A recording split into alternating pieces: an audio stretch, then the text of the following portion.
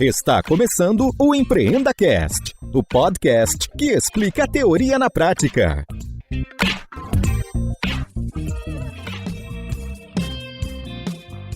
Esta temporada tem o apoio do patrocinador Verity, uma empresa focada em transformação digital e pronta para te auxiliar nessa jornada. Olá, amigos sonhadores! Este é mais um episódio que a gente vai conhecer a teoria na prática. Está presente comigo na mesa do EmpreendaCast, Rafa Velar. Tudo bem, Rafa? Na boa, Guga. Prazerzaço estar contigo aqui hoje, cara. Olha só, sonhadores. O papo de hoje é com um cara que, se você não viu os vídeos dele aí, as provocações, você tá dormindo no ponto, né? O Rafa, ele é CEO da Avelar Mídia e da Cria School, tá certo, Rafa? Isso aí. Um dos lances principais que o Rafa traz é mudar o jeito que a gente encara o marketing digital brasileiro. E nos últimos anos esse cara vem destruindo com esse assunto. Eu acho que a primeira dica para você, sonhador, é de repente dar um pause aqui e dar uma olhada em quem a gente tá falando, seguir os podcasts dele também, porque o cara é da mídia, e de fato seguir no Instagram, no LinkedIn e ficar ligado nisso. Rafa, antigamente a gente pedia pro entrevistado falar uma música que a gente colocava aqui. Mas para não perder esse lance de saber o gosto musical, a gente fez a playlist do EmpreendaCast. O que você joga lá pra nossa playlist assinado por Avelar? Cara, com certeza um Travis Scott. Pode botar Goosebumps aí. Muito bem. Então o Leozinho que cuida da nossa playlist vai adicionar. E você, sonhador, quando tiver num momento de música, sabe o que tem que ouvir. E os mesmos gostos de grandes nomes. E até curioso, Guga, você falou aí da playlist, cara. Eu acho que esse é um assunto que quem me conhece um pouquinho mais tem noção. Mas a minha vida tem literalmente trilha sonora. É mesmo? Eu não passo um segundo do meu dia que eu não esteja num call ou andando ou fazendo alguma coisa com alguém, quem tá ouvindo música. Então, assim, essa pergunta pra mim, eu acho que ela se torna mais autêntica ainda. Eu sou hiper fã do cenário artístico e fiquei feliz aqui de compartilhar um pouquinho. Então eu vou fazer o seguinte com você, Rafa. A cada virada de bloco eu vou pedir mais uma música e a gente vai deixar esse episódio todo assinado por ti a cada momento no nosso papo. Fechado? Demais. Vamos tornar isso aqui uma experiência de discovery pra audiência aí. Vambora. Muito bem, cara. Agora entrando lá no início da sua carreira, desde cedo eu tô ligado que você tá no cenário de empreendedorismo e marketing digital. Exemplo disso, a gente descolou aqui que aos 23 anos você ajudou uma empresa da sua família a se recuperar de uma crise, né, usando estratégias digitais. E eu queria saber o seguinte, diante disso, como é que esses temas, empreendedorismo, marketing digital, como é que eles estão conectados com a sua história, assim? Quanto disso é o Rafa? Cara, excelente pergunta e acho que a gente começa com o pé direito aqui, porque, assim, sendo super sincero, Google, eu acho que 90% das coisas que as pessoas me perguntam, geralmente, podem achar no meu Instagram, no meu YouTube, no Spotify, onde quer que seja. Então, cara, você começou de uma maneira diferente e eu vou dar uma resposta que eu acho que ninguém tá esperando. Enquanto a gente vive numa sociedade que em 2020, de alguma maneira, botou o empreendedorismo num pedestal e você tem muita gente que aspira desde cedo, pô, você pega o irmão da minha esposa, o moleque tem 14 anos de idade e já abriu 2 e-commerces. E ele não é um outlier, assim, isso é comum dentre os amigos dele. Mas lá atrás, quando eu comecei, eu tinha zero aspiração de ser empreendedor. Eu tenho até alguma dificuldade se essa palavra existia, né? Tipo, 20 anos atrás, se as pessoas falavam ser empreendedor, você era dono de um negócio, você era um empresário. E aí, respondendo a tua pergunta, cara, eu zero aspirava pra isso. Eu era uma pessoa extremamente criativa, que gostava muito de algumas coisas ligadas à criatividade. Eu acho que enquanto você vai crescendo, a vida vai sugando os seus sonhos de você. E eu, em algum momento, cara, entendi que eu precisava fazer economia pra ser feliz. E entrei na faculdade, foi um desastre. Eu nunca me identifiquei com a faculdade, talvez tenha sido o pior aluno da história do INSPER. E aí, quando você olha pra isso, você fala assim, puta, mas o cara nunca quis empreender e não tinha essa aspiração. Cara, falha minha, talvez, de autoconhecimento lá nas antigas, porque quando eu era moleque, eu era o garoto que na época de São João, festa junina, etc., eu morava em São Conrado, que é um bairro do Rio de Janeiro, morava na casa dos meus avós, e eu subia a Rocinha pra comprar bombinha, cabeção de negro, malvina e vender pros playboy do condomínio. Assim, eu já fazia essas coisas, evento de família, cara, eu tinha ganhado um livro de mágica, quando eu devia ter uns 6, 7 anos, eu guardava aquele livro de mágica, pô, como um tesouro, porque nas festas de família, eu acumulava os meus tios, fazia mágica e depois passava o chapéu. Então, assim, eu tinha já essa cabeça, mas em algum momento na minha vida, cara, eu achei que a vida corporativa fazia sentido pra mim, mas nunca fez. E já no meu, logo depois dos estágios, ali no meu primeiro emprego, eu já caí empreendendo e aí me encontrei. Legal. Como é que você foi se ligando, assim, que aqui de fato nasce um negócio, né? A gente tem aqui o relato que em 2018 você fundou a Avelar, mas tem mais coisa pra trás aí. Você larga a faculdade com quantos anos? Como é que foi a sua movimentação e esse lance seu com estratégia digital e mexer com o mercado de marketing digital? Cara, até uma concepção errada que as pessoas têm, eu terminei a porra da faculdade, tá? Talvez o CR mais baixo que o IBMEC já viu, mas eu terminei a faculdade, e quando eu terminei, eu entrei no negócio da família, era uma empresa que, a minha história de vida é uma gangorra, né? Porque eu nasci, em teoria, numa família bem de vida, só que os meus pais se separaram e a minha mãe acabou com muito pouco ou nada, a gente foi morar de favor na casa dos meus avós, onde eu morei durante 12 anos. Quando eu tinha uns 12 anos, a minha mãe se casou com um empresário que estava crescendo um negócio, que não tinha nada demais na época, mas nos anos seguintes ele se deu super bem, e eu ganhei um padrão de vida que eu nunca tinha visto na minha vida, mas quando eu tinha uns 20 anos, a gente começou a perder tudo de novo. Então, quando eu entro na empresa com 23 anos, a empresa que, tinha me dado um padrão de vida que me permitiu, talvez, viajar dos 16 aos 20 ali, ter uma vida, de classe média alta até, tinha evaporado. A empresa que tinha, 100 e varada funcionários, estava com 9 funcionários, tinha acumulado uma dívida gigante. Então, assim, esse é o cenário quando eu entro, e curioso, a gente volta ao tema, quando eu entro, eu não entro, vou empreender. Cara, eu entrei porque eu tinha um senso de propósito dentro de casa, eu tava desempregado na época, e eu falei assim, caceta, não tenho como ficar em casa vendo a minha família passar perrengue e tá faltando dinheiro em casa, eu vou ajudar. Não foi uma coisa assim, eu vou empreender, eu sou o salvador da pátria. Eu cheguei num negócio, despedaçado, semi-falido, e ali, sim, começou uma trajetória que, na época, eu nem chamava de empreendedorismo, eu não virava pros meus amigos e falava assim, eu tô empreendendo agora. Não, caralho, eu tô ajudando lá no negócio da família que tá um caos. Eu acho que aí a gente tem um insight interessante pros sonhadores aqui, talvez a minha história seja diferente de alguém que aspira desde zero, mas é porque, na maioria das vezes, as pessoas entram nessa pelos motivos errados, né, Guga? Assim, o cara, ele quer empreender, ele quer colocar CEO de alguma coisa no LinkedIn ou no Instagram, ou ele quer o glamour de captar um round de investimento, quando, na verdade, cara, pra mim sempre foi trabalho, e, cara, eu descobri o que eu gostava de fazer já fazendo. Eu não fui vendido pelo influenciador que eu olhava e tava de Rolex e tinha um carrão e andava de helicóptero, eu falava, caralho, aquela é a vida que eu quero. O meu foi muito mais de um senso de necessidade, onde eu encontrei propósito, do que uma coisa aspiracional que eu deitava na sala de casa e ventilava como é que eu vou dominar o mundo. Então, a minha história é um pouquinho diferente. Eu sempre falo pra galera que é profissão resolvedor de problema. Joga um na minha mão aí que eu desenrolo do outro lado. É isso que a gente, como alguns nomeiam como empreendedor, né? Mas a gente gosta de resolver problema, é isso mesmo.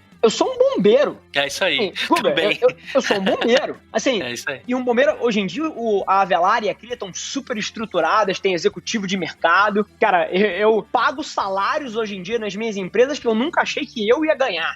Então, assim, o negócio mudou de proporção completamente, mas o grande lance pra mim é que o trabalho de um founder, o trabalho de um CEO na Cria, eu não sou mais CEO, eu trouxe Fernanda Belfort, que é uma baita sócia minha, foi diretora América Latina da Mondelez, pra tocar a Cria agora. Na Avelar eu ainda sou o CEO, mas o trabalho de um founder, o trabalho de um CEO é resolver os problemas que ninguém consegue. Então, é isso aí. Se eu espelhasse a minha agenda pra vocês aqui que estão ouvindo, ou é incêndio ou é problema complexo que as outras centenas de funcionários não conseguiram resolver e escalou pra mim e eu preciso ajudar a resolver. Então, das duas, a minha agenda é composta por duas coisas, ou problemas que ninguém consegue resolver, ou algum incêndio que alguém quer se redear ou se cobrir pra falar, eu avisei o Rafa, então tá bacana aqui, tamo redeado, né? Já que você tocou na Avelar, cara, na abertura dela, qual foi a dor que você identificou assim e o que você tá buscando resolver hoje com a Avelar de 2020, meio a uma pandemia, né? Em um mercado assim que é tão pulverizado, né, como o marketing digital. Conta aí pra gente, só pro cara ter uma noção do tamanho e desses problemas que você tem resolvido aí, se a gente der uma olhada na sua agenda assassinada por reuniões e reuniões. Cara, eu acho que pra explicar o surgimento da Avelar, eu acho que é bacana dar 2 passos atrás e dar um pouquinho mais de contexto pras pessoas, porque, beleza, eu entrei no negócio da família, o negócio tava super mal, a empresa vendia, cara, 2,5 milhões mais ou menos por ano. De julho de 2013 a junho de 2014, a empresa tinha acumulado 3,2 ou 3,3 milhões em dívida. Então, assim, a dívida era maior que o faturamento da empresa. Você não consegue pagar nem os juros, quanto mais o principal. E isso acontecia porque a gente tinha uma puta fábrica nas costas, a receita caiu, você tem aquele custo fixo e você começa a afundar o negócio. E foi nesse quadro que eu entrei. E aí, basicamente, acelerando uma história longa para uma história curta, eu, em 4, 5 anos, à frente da empresa, junto do meu padrasto, mas eu liderando as iniciativas que, de fato, transformaram o negócio, eu levei essa empresa de 2,5, 2,6 6 milhões de faturamento para mais de 30 milhões. E muito dessa construção foi através da internet. Então, por exemplo, se hoje em dia construir marca pessoal no LinkedIn ficou hypado e todo mundo faz, cara, em 2013, os meus 9 funcionários da empresa tinham LinkedIn e tinham agenda de publicação de conteúdo. Cara, eu lembro que uma das primeiras contratações que eu fiz foi um redator. Nessa época a gente tinha, 11 funcionários já tinha contratado mais 2, e eu queria que todo mundo produzisse artigos na época, e também publicações de texto, que era o que mais dava. O LinkedIn não tinha nem vídeo nativo nessa época, você tinha que postar link do YouTube. E, cara, eu contratei um redator porque os engenheiros escreviam mal. Eles escreviam as peças meia bomba, passavam pro redator, o redator devolvia, e todos os funcionários da empresa tinham marcas pessoais, formavam opinião. Era um negócio B2B super heavy, né? Indústria de máquinas e equipamentos. Então, assim, era o nosso principal canal de aquisição. Hoje em dia, ficou meio óbvio, todo mundo faz. Cara, numa época que eu entrei, onde todo mundo fazia a principal iniciativa de marketing, eram feiras de exposição, eventos, catálogos. Lembrando que é uma indústria pesada de máquinas, equipamentos e tecnologia, eu cancelei esse orçamento inteiro e reverti o orçamento inteiro para Google Ads e Facebook Ads na época. Então, assim, tudo que hoje em dia é meio mainstream, cara, lá na época, várias indústrias já faziam, mas dentro da minha, ninguém fazia. Então, basicamente, eu nadei de braçada durante 4, 5 anos até os concorrentes acordarem. Não era nem mato, né, Rafa? Era terreno baldio, né, naquela época. Não, esquece. Assim, eu não sei nem como o meu padrasto, cara, que é um cara super tradicional, é um cara inovador na forma de pensar, mas muito tradicional na figura pessoal dele. Ele, de alguma maneira, me deu clearance pra construir a marca pessoal dele, e ele nunca viu uma publicação. Ele, hoje em dia, é o principal formador de opinião dessa indústria dentro do LinkedIn, e ele nunca fez um post. Então, assim, só da máquina de conteúdo que a gente criou ao longo do tempo, e depois a gente multiplicou isso pra uma série de pessoas, e é o que você falou, assim, não era nem mato, a gente nadava de braçada. E aí, o que aconteceu foi o seguinte, cara, eu me vi com 28 anos, mais ou menos, 27 anos, já tinha botado uma grana muito boa no bolso, mas acima de tudo, tinha deixado os meus pais ricos, que era um give back importante pra mim, porque minha mãe e o meu padrasto foram duas figuras que fizeram tudo por mim, e a minha mãe, principalmente, assim, eu devo tudo a ela. Então, nesse processo, eu tive a chance de entregar muito valor pra eles, e eu fiz uma boa grana, mas eu não fiquei multimilionário nessa iniciativa, porque, eu tinha 1% da empresa. E aí, nesse processo, isso é super curioso da gente debater, e eu acho que várias pessoas aqui podem se identificar com isso. Porque não é que eu criei ressentimento do meu padrasto. Pelo contrário, eu tenho uma dívida e uma gratidão eterna por ele ter me dado pista para eu fazer tudo isso. Mas lá dentro eu sabia que eu tinha sido o agente. 90% dessa receita que eu falei aqui, que a gente multiplicou,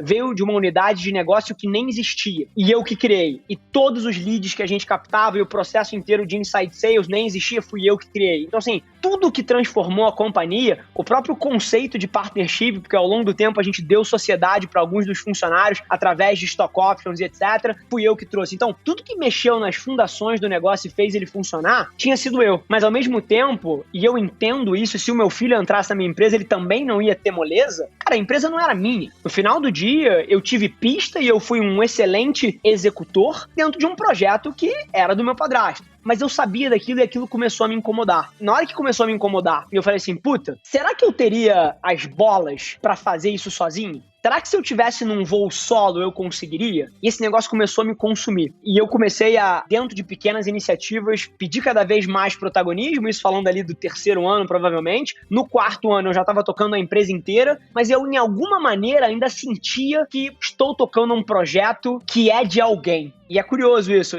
No final do dia, eu vou te falar o que mais me incomodava. E aí você entende que você é um empreendedor por natureza. Me incomodava tremendamente ter que pedir pra aprovar alguma coisa. Me incomodava tremendamente que eu tivesse uma ideia fodida, tivesse pensado a alocação inteira do orçamento, como é que vai perseguir, etc. No final do dia, eu precisava falar assim, pode. E, cara, isso me corroía por dentro. E aí, quando eu comecei a ganhar autoconhecimento em relação a isso, eu devia ter uns 28 anos, eu falei, maravilha, aqui já deu, eu preciso me testar no voo solo, eu preciso voar por conta própria. E aí que eu abri a agência, foi aí que eu comecei a velar. E aí tem um ponto interessante que você falou, essa indústria de marketing digital pulverizada, etc. E essa é uma concepção muito errada que as pessoas têm da gente. A gente não faz isso. A Avelar não produz e-book, não produz blog post, não tem como o conceito-chave da estratégia gerar leads e operar funil de nutrição através de RD Station. Eu entendo que indústria é essa e que é mega pulverizada. A gente não faz nada disso. A Avelar, ela é uma agência de publicidade. A gente trabalha com Dominus, com Stone, com Tinder, cara, com BTG Pactual, com Hering, com Arezzo, com Disney. A gente trabalha com marcas muito grandes e às vezes globais na construção de marca e geração de resultados através da internet. Então, assim, é muito diferente. Eu acho que talvez 60% dos funcionários da Avelar sejam, cara, redatores publicitários, diretores de criação ou diretores de arte. É um staff muito diferente das agências que às vezes as pessoas confundem a gente de inbound marketing, de social media. Então, assim, esse é uma ponta muito interessante, porque a maioria das pessoas que ouve falar da gente, ela contrasta com esse ecossistema e que eu não tenho nada contra, tá? Só é outro mercado. Ou de lançamentos digitais, ou de inbound marketing e performance, quando na verdade a gente pode até tocar nessas coisas, mas dentro de um projeto muito mais amplo que envolve a estratégia dessas grandes marcas globais e brasileiras. Só um pedacinho do grande que vocês estão puxando para as grandes marcas, né?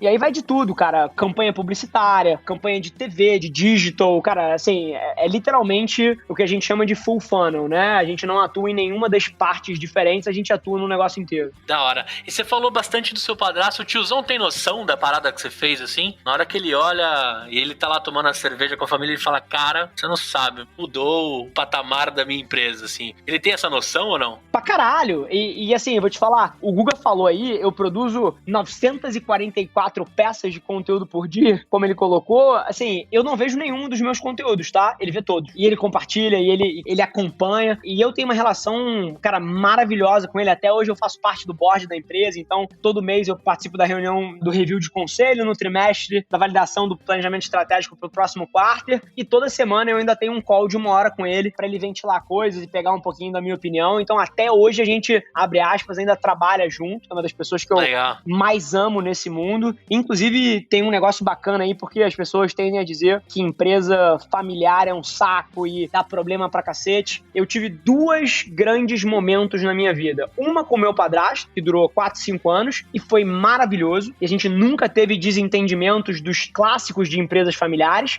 E número 2, a Avelar e a Cria, que eu abri justamente com o meu irmão e também nunca tive um problema. Então é curioso e eu queria tentar de alguma maneira desmistificar que empresa familiar é coisa de não profissional, que eu acho que justamente o lado que fez com que eu nunca tivesse esses problemas é que a gente sempre tratou o trabalho como trabalho e a família ficava em casa. Você sabe, Rafa, que aqui a gente tem um monte de sonhador que vem de empresa familiar, justamente vestindo calçada e sendo o Rafa daquele momento que repaginou a empresa de um familiar. Vou te falar, acho que dos 30, quase 33 mil ouvintes que a gente tem, boa parte dos e-mails e comentários que a gente recebe são de pessoas que de alguma forma estão se transformando os negócios, ou de fato recebeu algo na mão ali para dar continuidade e tá se perguntando se é empreendedor ou não. Isso é uma das coisas que também eu falo aqui para todo mundo, né? A gente começou o papo aqui falando se imaginava ou não ser empreendedor. Isso é uma coisa que eu acho que também desperta ali naquele momento de pegar e resolver, que a gente também falou nesse episódio. E muito legal também o perfil de ouvintes que a gente tem, que são intraempreendedores, que na verdade é o cara que empreende em qualquer CNPJ, né? Ele acorda às segundas-feiras como se aquilo fosse dele. Na família é muito mais fácil, você tem uma relação ali de carinho, mas, né, até brinco, eu trabalho na Sul América como Digital Transformation Officer lá, e segunda-feira é como se eu estivesse trabalhando para mim, tenho todas as sensações do empreendedor, a diferença é que no final do mês cai um salário que você sabe que ali, de fato, todo aquele dinheiro você é digno de receber ele, porque você trabalhou com a unha suja mesmo, enfiou a mão na graxa, né? Mas logo vem o momento de bater asa sozinho e de repente constituir seu CNPJ. Animal, essa é a cabeça.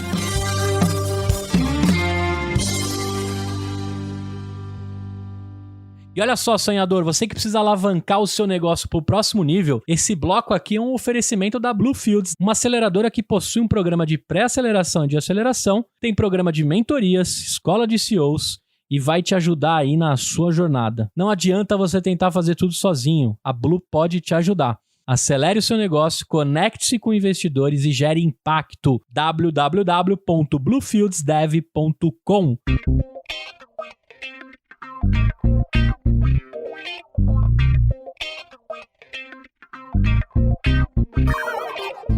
Agora você falou de algumas marcas aí que me deu até uma assustada. Porra, Domino's, XP, Ambev. Como é que foi o processo de você começar do zero, ter essas grandes marcas, mas se o cara que tá ouvindo é pequeno, é médio, ele também serve pra trabalhar com a Avelar ou devo procurar outro caminho aí se eu quiser trabalhar com vocês? A nossa história sempre foi o sonho fazer o que a gente faz hoje por grandes marcas. Mas é óbvio que você não começa grande, a não ser que você já tenha um histórico.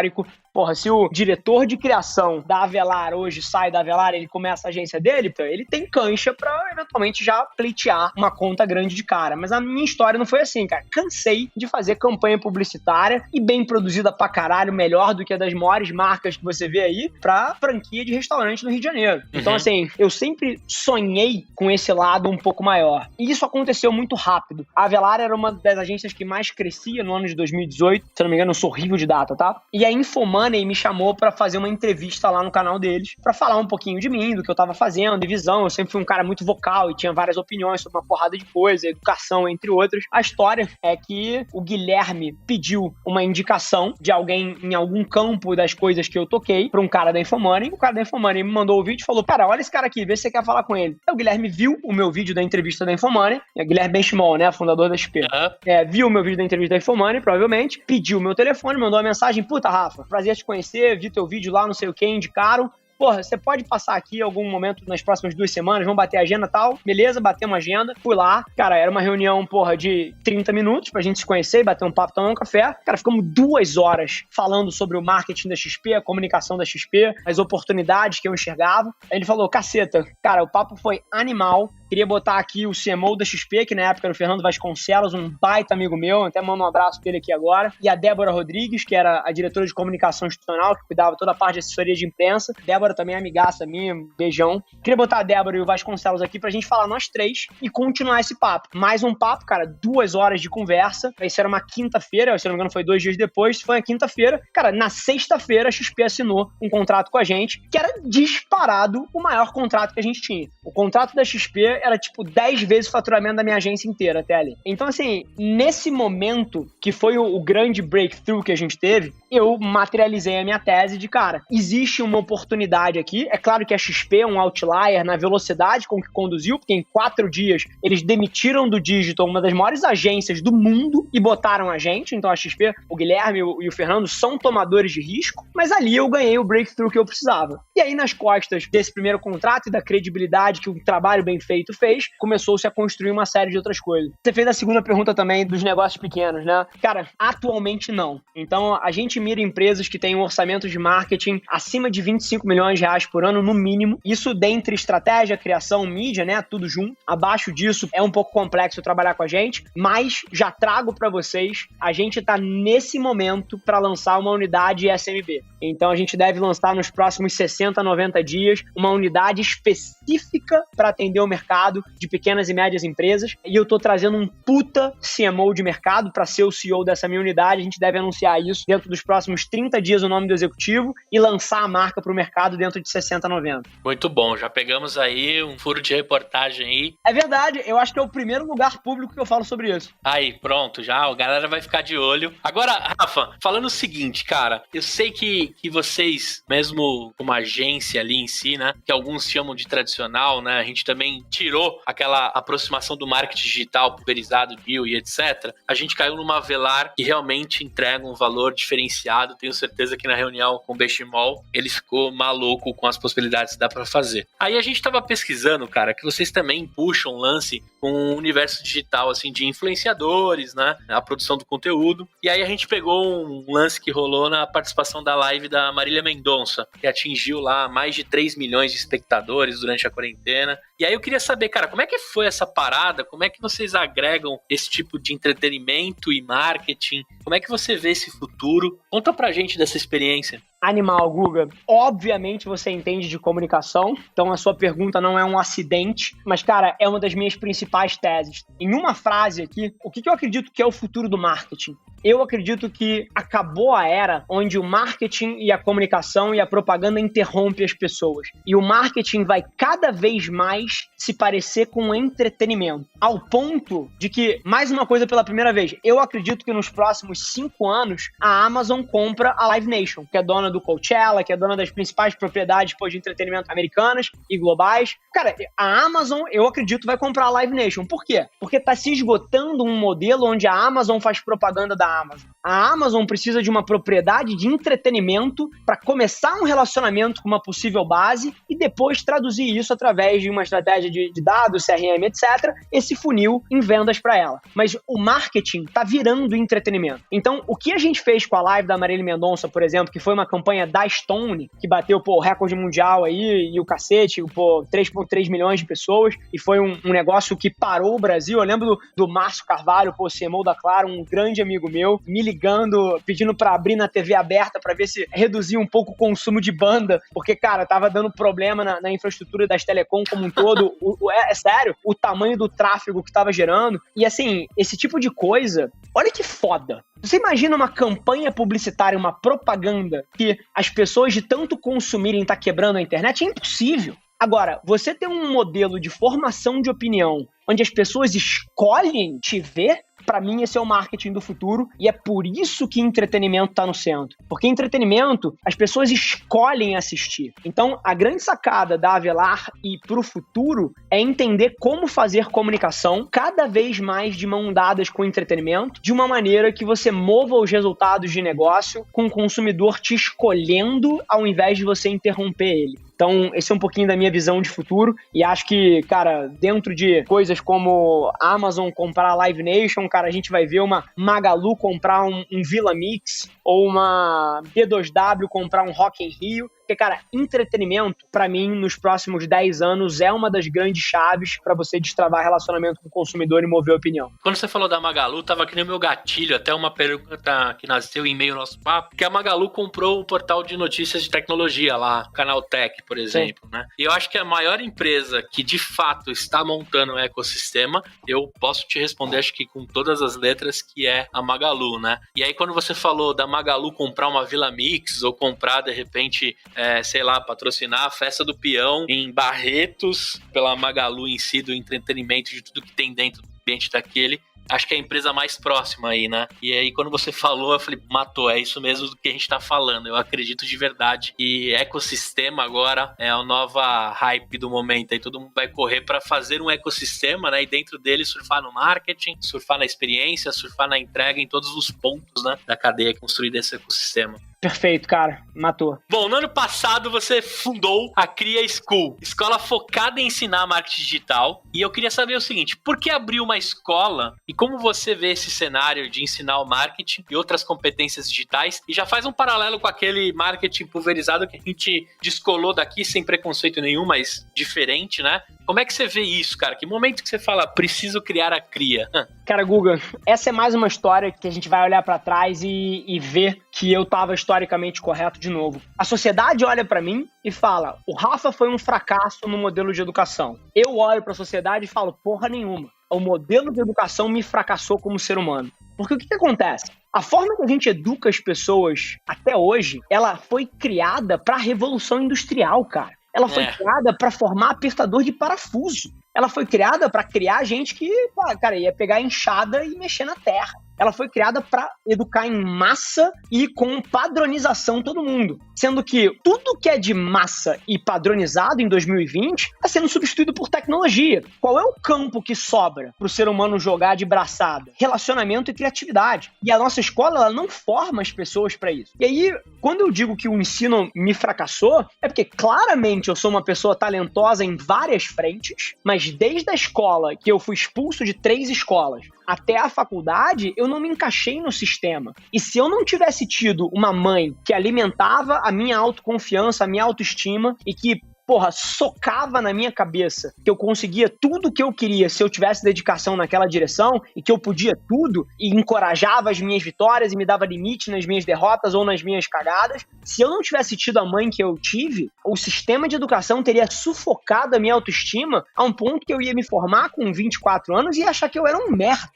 Então, assim, o sistema de educação, ele não foi montado para o mundo atual. E aí eu tive uma segunda passagem que eu senti isso na pele, que foi quando eu abri a agência. Porque eu entrevistei centenas, talvez milhares de pessoas nos últimos 2 anos para contratar para a agência. Eu faço questão de entrevistar todo mundo que entra nas minhas empresas. E mais uma vez, eu me vi deparado com um sistema que não prepara as pessoas. E aí o que eu comecei a fazer? Eu comecei a botar as pessoas para dentro e eu criei um negócio que chamava MBA de 2 semanas. E basicamente o cara entrava, ele ficava 2 semanas sem trabalhar, só fazendo mentoria com executivos nossos, passando por treinamento. Cara, a gente tinha um workshop, tinha atividade prática, era um MBA de 2 semanas. E aí, cara, isso melhorou um pouco? Melhorou, mas não era suficiente. A gente aumentou para 4. Ou seja, eu tava contratando gente, deixando o cara estudando 1 mês na minha empresa, recebendo salário. E aí eu falei, cara, agora vai, 4 semanas. Pum, melhorou? Melhorou pra cacete, mas não foi suficiente. E aí, nesse momento, eu falei, puta, cara, mais de 1 mês não dá. Eu vou ter que cobrar isso na ponta do cliente. Se eu tô botando gente pra dentro e deixando o cara 3 meses aqui estudando, alguém tem que pagar essa conta. E aí a conta não fechava. Eu falei, caceta, eu preciso resolver isso fora. E aí eu parei todo mundo,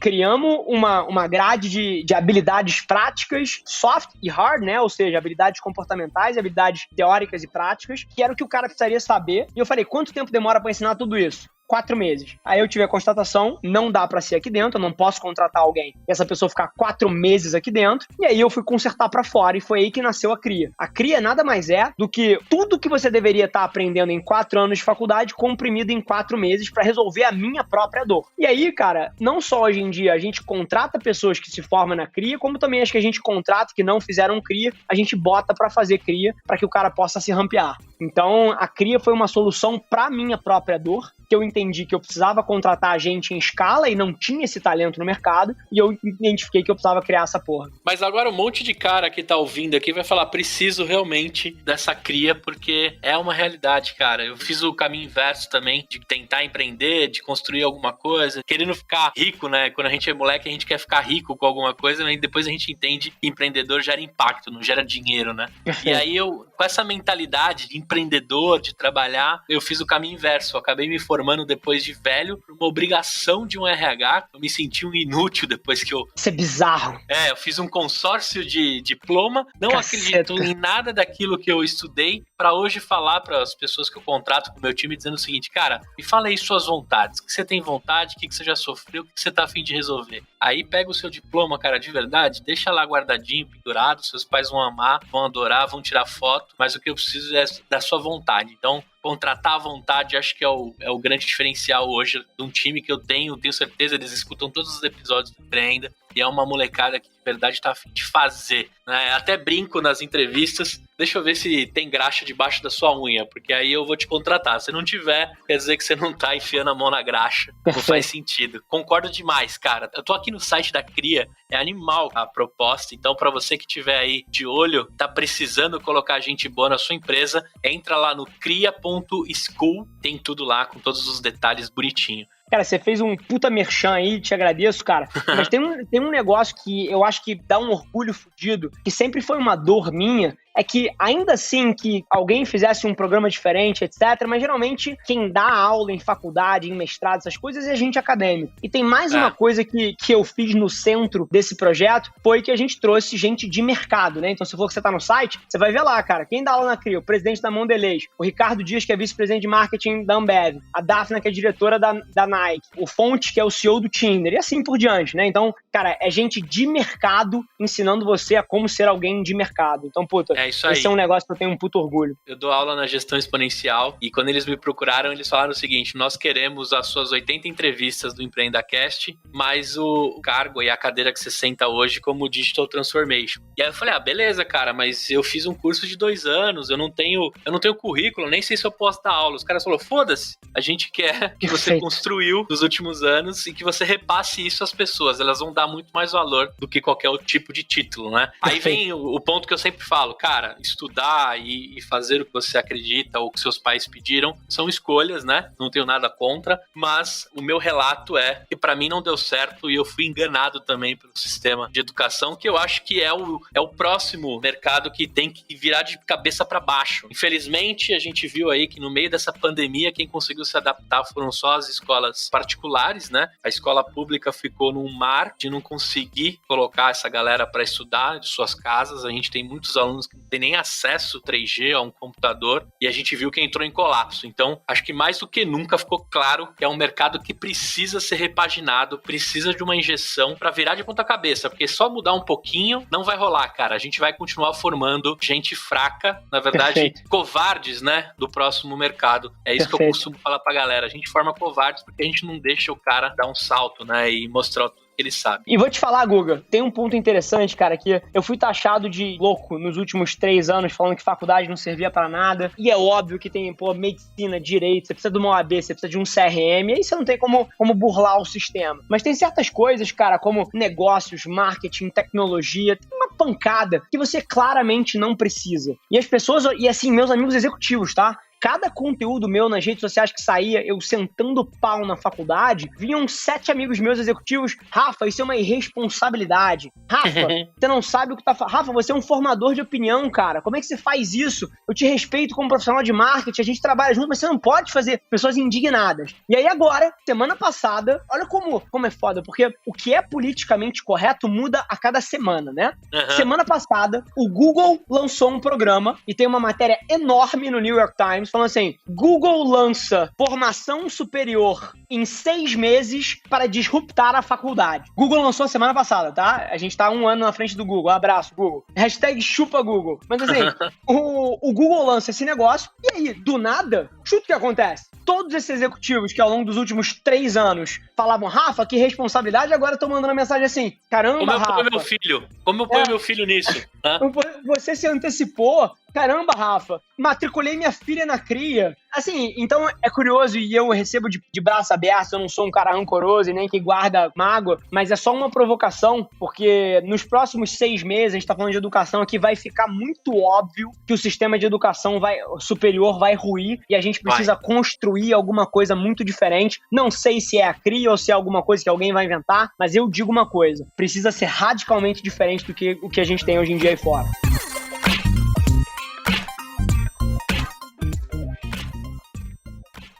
Esse quadro é um oferecimento da nossa patrocinadora e pioneira com o EmpreendaCast, Verity, uma empresa que vai te ajudar na intensificação digital. A Verity é digital de ponta a ponta e todas as soluções são pensadas e orientadas pelo seu negócio. Entra lá no site, encontra os conteúdos, o site tá de cara nova e você também consegue entrar no Telegram, receber materiais incríveis em primeira mão lá da Verity. www.verity.com.br. Siga também nas redes sociais @Verity Digital. Lembrando que Verity é com TY no final.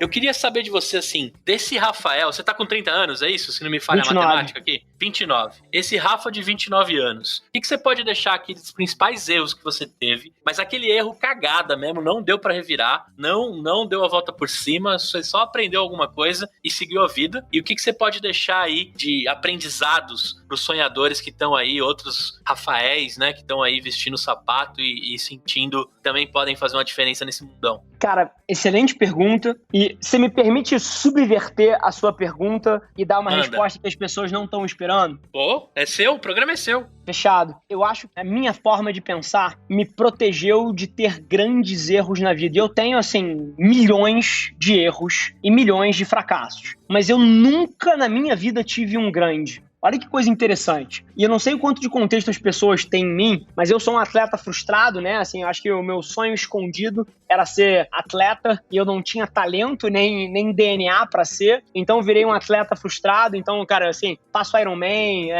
já corri o Ironman de Floripa, já fui pro Mundial na África, assim, faço triatlon. Então eu levo o esporte muito a sério. E o que o esporte me ensinou, e já subi 2 das 7 montanhas mais altas do mundo também, tenho montanhismo como um hobby, e o que esses esportes me ensinaram, Guga, é que não existe nada muito rápido, fantástico que acontece. Não existe. Assim, eu vou vencer e daqui a 20 anos as pessoas vão olhar, caralho, Rafa tá gigante, o Rafa não sei o quê. Cara, mas não teve um dia que isso aconteceu. Eu vou matar essa por 1000 facadas. Eu não sou, cara, o cara que deu 3 facadas brilhantes. Eu dei 277 milhões de facadas e construí esse negócio. Então, o grande ponto aqui pra mim é que por eu ter essa cabeça do atleta que acorda todo dia 4h30 da manhã pra correr 22 quilômetros e ele vê que ele tá correndo há 3 meses com a dedicação monstruosa e o pace não caiu nem 10 segundos. Eu construí uma mistura de paciência e velocidade que é muito interessante, porque eu sou esse cara acelerado aqui que você tá vendo. Cara, a galera entra na reunião comigo, sai pilhada pra cacete, eu sou muito energético, mas ao mesmo tempo não confunda essa minha energia com falta de paciência. Eu nunca tentei pegar um atalho na minha vida. Eu nunca peguei um empréstimo ali pra fazer um negócio milagroso que eu achava que ia me deixar rico.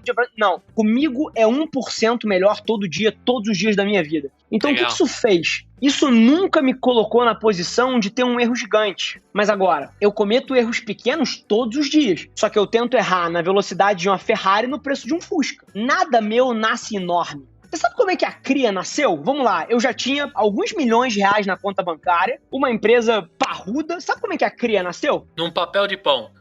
Melhor que um papel... Com 2 amigos que abriram a sala pra ser os primeiros mentores. Essa parte dos amigos, você tá 100% certo, mas até hoje roda nas costas dos amigos, só que os amigos melhoraram de nível. Mas a Cria nasceu, cara, eu fiz uma sequência de 6 webinários e eu queria testar a demanda, né? Eu queria saber, será que alguém estaria disposto a comprar educação de mim? Eu fiz 6 webinários. Cara, no YouTube, uma live no YouTube. Eu dei download das lives do YouTube, eu coloquei dentro de uma comunidade de Facebook fechada e eu cobrei R$1.000 para as pessoas entrarem para terem acesso aos 6 webinários. Eu vendi 270 mil reais. Caraca. Uma comunidade no Facebook que tinha 6 webinários que eu tinha dado de graça uma semana antes. Primeiro MVP que já deu grana. E as pessoas pagaram pela conveniência. E a gente fez uns PDFs, tinha resumo. Eu fiz live de dúvida depois. E depois virou uma sequência de lives, que a cada 15 dias tinha uma live, etc. Mas assim, uma comunidade Facebook. Sim. Eu não contratei um CTO, construí uma plataforma de ensino adaptativo e, cara, investi... Não, assim, comunidade Facebook fechada, webinar no YouTube. Então, Animal. Assim, tudo meu nasce muito pequeno. Eu quero começar uma iniciativa, cara, por exemplo, agora a gente vai subir na Cria uma iniciativa de Corporate Access para começar a fazer deals de educação com as empresas. Assim, isso vai virar time sheet de alguém que já tá lá. Eu não vou contratar um time para fazer isso. Vai virar um side hustle de alguém e na hora que traciona eu monto o time. Então, tudo na minha vida nasce muito pequeno e isso evitou que eu cometesse erros muito grandes várias vezes na minha vida. Eu nunca procurei atalhos. Mas, ao mesmo tempo, não se engane que eu nunca errei. Eu tenho micro derrotas todos os dias. Sexta-feira passada, perdi um negócio de 4,7 milhões de reais. Uma puta derrota. Muda a vida da agência? Prejudica o plano? Não, mas é uma puta derrota. Mas em nenhum momento isso prejudica a minha capacidade de entregar o nosso objetivo. Não foi um negócio onde eu peguei uma dívida, articulei um negócio, contratei uma porrada de fornecedor, se for, eu fico milionário, se não, o negócio fecha. Não, nunca fiz isso. Então, assim, micro derrotas eu tenho todos os dias. Na quinta-feira, um cliente nosso cancelou. Tava com um problema de caixa por conta da pandemia, a gente tava refinanciando o negócio pra ele há algum tempo, ele passou no telefone e ligou, Rafa, não tá dando, quebra essa pra mim, me ajuda, não consigo, cara, tô sem dinheiro nenhum aqui, e, cara, e cancelou. Micro derrota. Mas assim, ao mesmo tempo, nenhuma dessas coisas prejudica o meu sonho de médio prazo ou longo prazo. Eu nunca me coloco na posição de que eu possa me fuder de uma maneira que não seja só um tropeço, entendeu? Pode crer. O que a gente aprendeu aqui, acho que eu vou resumir em 3 palavras, né? Disciplina, que vem do esporte, persistência, a gente percebeu, né? E resiliência, que acho que é uma palavra que talvez agora virou buzz, mas para todo empreendedor, resiliência acho que é uma palavra orgânica, né? Assim como eu falo que empatia também é uma parada que nasce todo empreendedor. A gente aprendeu nessa virada aqui. Quer assinar esse quadro aqui com mais uma música pra gente jogar lá na playlist, Rafa? Fechado. Vamos fazer um mix-up de estilos? O que você quiser, cara. Esse episódio é seu. Vai levar o seu nome e o nome da sua empresa. Fechado. Então vamos de Linkin Park, In The End. Vixe, animal. Aí pesou. Você tá puxando a minha história, cara, e eu trouxe a trilha sonora atual, rap, hip hop, cultura street, trap, que são coisas que eu adoro, e a gente contou a minha história aqui, eu voltei às minhas raízes. Se a gente tiver mais uma aí, e Linkin Park, sem dúvida nenhuma, joga nesse campo, era uma trilha sonora de quando eu tinha 13 anos de idade e jogava Tibia 8 horas por dia. Caraca. Boa, muitos vão se identificar contigo, cara. Agora vamos entrar no campo de curiosidades. Eu tô ligado que você tá à frente do CMO Playbook, né? Um podcast que fala com vários craques aí do universo do marketing e da publicidade. Queria saber o seguinte, como é que é a experiência de ser host? E eu também já vi lá que tem o Nas Trincheiras, você não me falha, é isso contigo? Você já tinha podcast, né? Conta aí como que é esse mundo. Cara, eu adoro. O CMO Playbook tem uma tese muito interessante que basicamente tinham certas reuniões que eu fazia com esses altos executivos, que são, na verdade, meus amigos hoje em dia, e a gente saía de alguns desses papos e eu sempre falava assim, isso aqui tinha que ter sido gravado, cara. A gente tinha que ter gravado esse papo. E aí, no final do dia, eu falei assim, vamos gravar? Você topa retomar esse assunto aqui e da próxima vez a gente põe um mic? O pessoal topou. E aí que nasceu o espírito do CMO Playbook, que nada mais é do que trazer pro público em geral as conversas que na maioria das vezes ficam presas dentro das salas de reunião. Então, que é um pecado, né? Não repassar aquele tipo de conhecimento e insights, né? É um pecado. Muito então, bom. Esse é o espírito do podcast, é basicamente a minha rotina no meio daqueles incêndios todos lá, tem essas reuniões com os maiores executivos do Brasil e do mundo, e o grande lance do programa é trazer isso pra todo mundo. E, cara, é bacana o momento que a gente vive como sociedade, onde todo mundo gosta de compartilhar, todos esses caras têm um baita senso de give back, de querer devolver para a sociedade brasileira, então acaba que junta ali uma fórmula especial e que traz um caráter bacana pro programa. E o Nas Trincheiras é como se fosse um insight na forma como eu penso, né? Então, se você tá construindo um negócio, se você tá tirando alguma coisa do chão ou trabalhando como intraempreendedor dentro de uma iniciativa, ele é basicamente os principais pensamentos meus daquela semana e que se desdobram dentre negócios, marketing, vendas, gestão, visão de vida, visão de mundo. Então, é um programa bem diferente e que também vale a pena dar uma olhada se esses assuntos te interessam. Animal. Dá um pause aí nesse papo ou toma nota no cantinho, que são os podcasts que você precisa colocar na sua playlist dessa mídia maravilhosa. Eu tenho certeza que para 2020, 2021 vai exponenciar absurdamente. Agora, Rafa, vai entrar numa parada que eu tive a felicidade de pegar a notícia que você contratou o Matheus Pires, do recente acontecido, né, com o entregador do iFood, que teve um assunto péssimo com relação a racismo, e eu vi que a notícia que você tinha publicado no LinkedIn é que ele tava dizendo o seguinte: encontrei o trabalho dos meus sonhos. Eu acho que tava logo cedo que você tinha postado, eu repostei agradecendo você, coloquei a frase, né, de fato que me acompanha, que é: contrate o caráter, treine as habilidades. Essa porra bombou, o seu também bombou, acho que passou de 100 mil pessoas que curtiram lá e estavam agradecendo, né, a posição de vocês. Eu queria que você contasse dessa história, já curtia seu trabalho, agradeci muito que eu tinha já agendado pra gravar contigo, eu falei, puta, ainda vou conseguir perguntar pra ele no quente lá. Eu queria que você falasse sobre isso, cara, eu fiquei mega feliz e quero te agradecer publicamente por você ter enfiado uma parada dessa na cara de todo mundo pra mostrar que de fato todo mundo tem oportunidade, todo mundo precisa recontar a partir de qualquer final, de qualquer meio, de qualquer início de história, né? Conta aí pra gente, cara, do Matheus. Animal, Guga, e acho que assim, você resumiu perfeitamente, cara. Contrate, caráter e treine todo o resto. E no final do dia, é curioso porque muita gente veio me perguntar, e acho que 90% das pessoas não sabiam, mas eu conheço o Matheus há 2 anos já. O Matheus, ele é um moleque, cara, de 18 anos, e que todo mundo vai ficar, talvez, com a imagem, e a gente tá trabalhando pra desconstruir isso, que ele era um entregador do iFood, etc. Porra nenhuma. Cara, ele tava entregando o iFood há 15 dias. O Matheus é um cara que desde 2017/18 tava tentando empreender no interior de São Paulo, sem recurso nenhum, através da internet. Ele já era, com 15, 16 anos, apaixonado por marketing e conteúdo e tudo isso que a gente transita hoje em dia. Ele já tinha aberto uma agência e falido essa agência. Então, o que ele fez? Ele, com os amigos dele, pegava um trabalho no Workana, que é um site de trabalhos criativos, onde você pega freelas para entregar site, peça de conteúdo, edição de vídeo, uma porrada de coisa. Ele pegava jobs no Workana, organizava junto dos amigos e entregava para fazer uma grana. E eles tinham uma agência onde o canal de aquisição deles era o Workana. E foi nessa época que o Matheus me seguia. E ele mandava mensagem: cara, eu tô começando uma agência, que você tem de dica? E eu trocava ideia com ele. Inclusive, assim, o Matheus é um reflexo de uma prática minha que eu faço desde que eu comecei. As pessoas, elas sempre me dizem que eu só faço porque eu tenho... Antigamente elas falavam que eu só fazia porque eu tinha 1.000 seguidores. Depois, quando eu bati 10 mil, eles falavam, você só faz porque você tem 10 mil. Hoje em dia tem mais de 100 mil. As pessoas continuam falando que eu só faço porque tem 100 mil. Sim.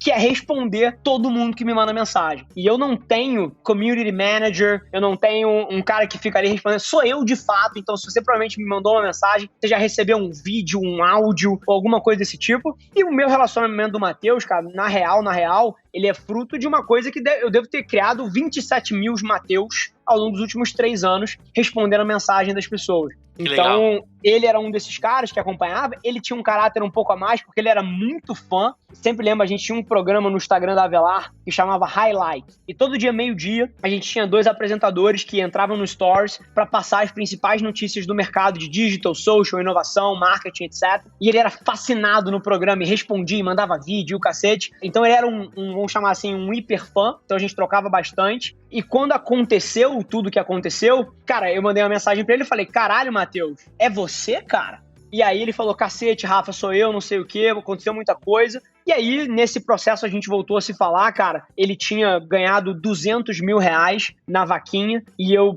tinha um medo de que ele tomasse algumas decisões erradas, porque nesse momento tem muita gente que se aproxima por interesse. E eu falei, cara, o que você vai fazer com esse dinheiro? Falou no telefone com ele, né, FaceTime. O que você vai fazer com esse dinheiro que você tá pensando? E aí, cara, ele começou uma história, eu vou comprar uma casa pra minha mãe, vou comprar isso aqui. Eu falei, cara, ele não faz isso, cara. E eu contei uma história pra ele que eu conto pra todo mundo que tá aqui também. Primeira vez que eu ganhei uma bolada de dinheiro foi provavelmente uns 350 mil reais lá atrás na carreira. O meu primeiro ímpeto foi, caralho, eu vou comprar um carro, caralho, eu morava com os meus pais ainda. Caralho, eu vou morar sozinho, eu vou fazer uma viagem, o caralho. Dinheiro na mão é vendaval, você procura formas de gastar. E aí, cara, eu tomei uma decisão, como eu tava me vendo com atitudes que eu não tinha normalmente, eu sempre fui um cara muito low profile, eu falei assim, cara, isso tá mexendo comigo, eu vou ser inteligente com esse negócio, e eu travei o meu dinheiro numa aplicação que eu só podia resgatar 12 meses depois. Botei tudo, 100% do dinheiro.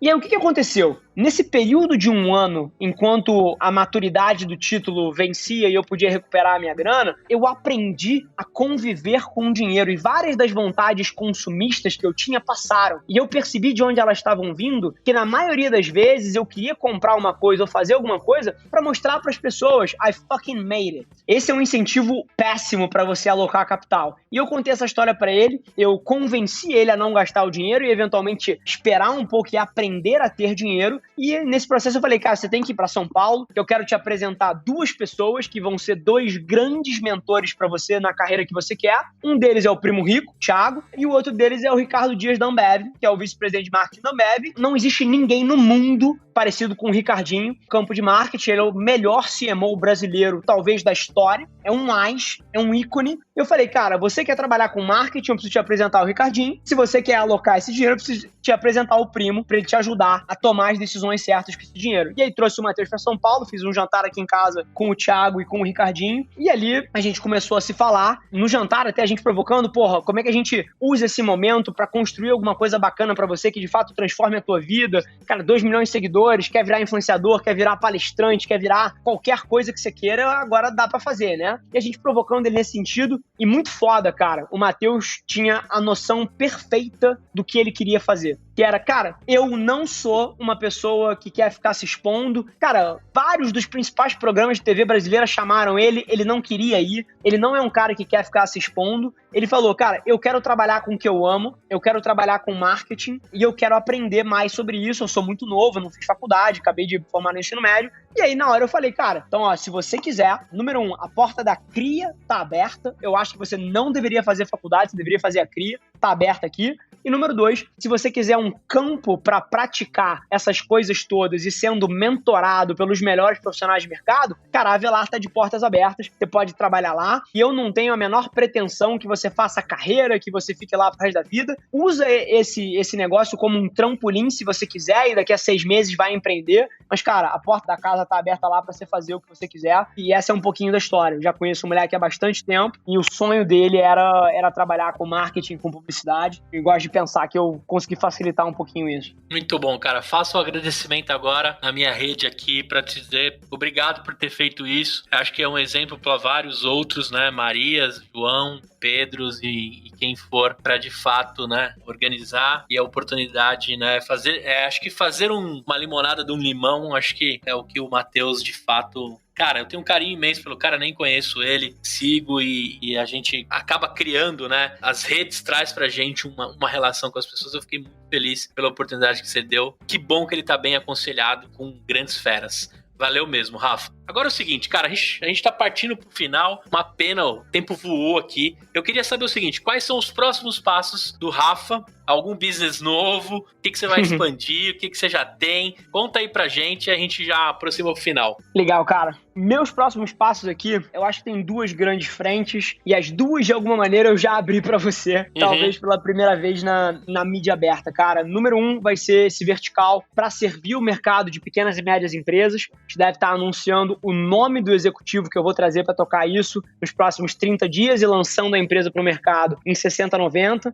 E do outro lado, é muito da evolução do que a Avelar vai precisar se tornar para que ela possa, de fato, trazer disrupção para um mercado tão tradicional quanto é o mercado de publicidade, né? Então, essa tese que eu te falei de mesclar marketing, conteúdo, internet, entretenimento e grandes talentos. Então, desde artistas, atletas, celebridades, o processo de uma agência, ele está se fundindo em coisas que eventualmente ficam separadas entre agência criativa, agência de mídia, agência de influenciadores, as propriedades de entretenimento, a própria unidade de marketing da empresa, e eu acredito que isso tudo está convergindo para uma nova coisa que precisa nascer, e é um pouco disso que a gente está construindo. Até abro para vocês, dentro de 4 meses aí, deve ter uma movimentação muito interessante para vocês observarem da nossa parte aqui, e acho que o que a gente criar e apresentar para o mercado daqui a 4 meses, que vai fazer um barulho tremendo, também não vai ser a versão final, porque a gente vive numa era onde tudo é líquido, onde absolutamente tudo é mexido todos os meses, e aparece uma plataforma nova, aparece uma maneira melhor de fazer as coisas. Então eu acredito que comunicação, marketing são disciplinas que vão para sempre mudar todo ano, a cada semestre. O que eu tô tentando fazer aqui é construir uma máquina que seja capaz de se adaptar aos desafios e os testes que o tempo vai imprimir. Eu não tenho uma noção muito clara exatamente como isso vai se materializar daqui a 10 anos, mas você pode ter certeza que a gente vai estar operando essa tese. Sensacional, Rafa. Agora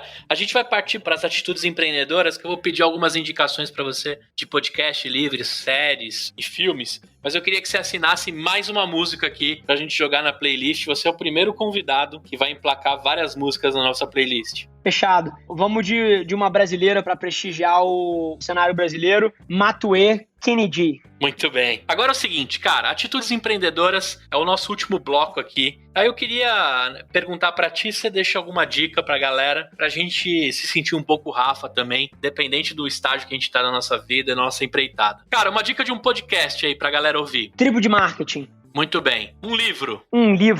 Shoe Dog, que é a marca da vitória, do fundador da Nike. Muito bem. Uma série aí que você tá assistindo que você achou da hora. Axé. E deixa eu fazer um parênteses aqui. Cara, é um seriado que conta o rise and fall de um dos maiores gêneros musicais que o Brasil já teve, que já formou opinião de uma maneira tremenda e que basicamente sumiu nos últimos anos. É muito interessante. Vê sem preconceito aí. Muito bem. E aí, pra fechar, cara, um filmão aí que toda vez que tá passando em qualquer canal você assiste de novo. Gladiador. Muito bem. Rafa, curtiu gravar o EmpreendaCast, cara? Cara, demais, Guga. Como eu te falei em off ali no comecinho, cara, sou um puta do admirador do projeto de vocês. Galera que entrou super cedo no cenário e acho que inspirou milhares de brasileiros a acreditar no formato e que aqui tinha um canal, eventualmente, para eles materializarem não só pontos de vista, como objetivos de vida. Então, cara, é um baita de um prazer estar contigo aqui. Cara, tô muito feliz que você tenha aceito o convite. Vou tirar onda com a galera que eu já gravei com você. Vou me aparecer mesmo, porque eu tenho aparecido no meu nome. Na verdade, queria deixar pra todo mundo, né? Eu venho falando isso há vários episódios. Depois que eu tive o meu filho, depois que eu comecei a gravar o EmpreendaCast, eu reclassifiquei a palavra ídolo. A gente é carente de ídolos no Brasil, né? E quando eu resolvi juntar as minhas paixões, né? Podcast e empreendedorismo, a palavra ídolo mudou completamente. Então, quero te agradecer, você é um dos caras que faz parte do meu hall de ídolos, principalmente agora que eu conversei contigo, conheço você, cara, eu tô energizado aqui, eu tô a 220, é uma loucura, eu nunca fiz uma reunião com você, eu tô aqui com a minha esposa, na loucura que ela demorou pra pedir o iFood, já falei pra ela, pede aí, mano, pede aí que tô acelerado, né, quero jantar, quero dar uma, né, aí já vou montar uma empresa com ela aqui enquanto a gente janta e por aí vai. Agradecer de verdade, cara, obrigado mesmo por ter topado, agradecer todo mundo que fez parte por trás desses bastidores, né, tem aqui o João que tá ouvindo com a gente, a Carol que também costurou todos os pontos pra isso acontecer. O seu episódio sai segunda-feira que vem, tenho certeza que a galera vai adorar, obrigado mesmo, cara, de coração. Foi um prazer, Guga, e vamos fazer um barulho lá nas minhas redes também, inclusive se o pessoal quiser continuar consumindo o meu ponto de vista, é @Avelar, com 2 L's, Rafa com PH em todas as redes. Segunda-feira a gente faz barulho lá nas minhas pra lançar o episódio junto. Cara, obrigado pelo convite. Tem site também, Rafa? Manda aí. Cara, Rafa Avelar, joga no Google aí que vai achar. E Guga, de verdade, cara, prazerzaço estar contigo. Espero que tenha trazido valor pra tua audiência aí. Qualquer pessoa que quiser me procurar, é só mandar um DM lá no IG. Com toda certeza. E agora, acabando esse episódio aqui, eu faço um convite para você correr lá no The CMO Playbook, que o Rafa tá à frente, e Nas Trincheiras também. Aproveita aí para você investir o seu tempo enquanto você tá fazendo alguma coisa e continuar com a energia que a gente saiu desse episódio. Até a próxima. Tchau! Ei, olha só, presta atenção. Você ficou até o fim do episódio e nem percebeu, né? O tempo voou. Eu quero te fazer um convite. Se você estiver me ouvindo ainda, você pode apoiar o nosso projeto. www.empreendacast.com.br/apoio. Lá você consegue contribuir com o valor que você quiser e todo o dinheiro é para a gente comprar mais equipamento, pagar o nosso estagiário, o Luquinhas, que cuida das postagens, e deixar cada vez mais forte a nossa comunidade. Então, se de alguma forma a gente entrega um conteúdo bacana para você, eu te faço um convite. Apoie o nosso projeto, participe de grupos de mentoria exclusivo e de alguma forma a gente vai tentar também, na sua jornada, te entregar conteúdo diferenciado e bastante desconto aí da nossa rede de parceiros. www.empreendacast.com.br/apoio